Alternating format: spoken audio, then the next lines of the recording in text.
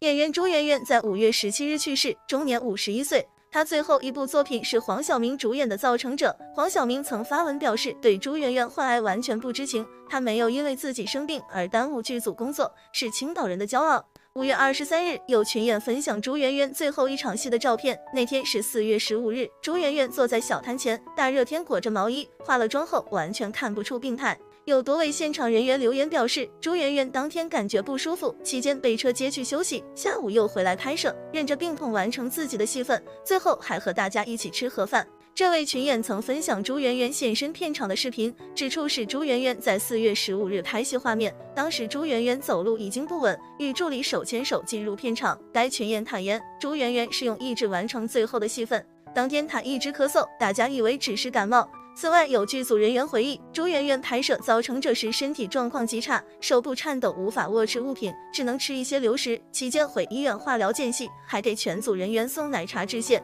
朱媛媛朋友圈最后一条发文和微博一样，是分享《造成者》杀青信息以及自己的造型剧照，对于自己生病只字未提。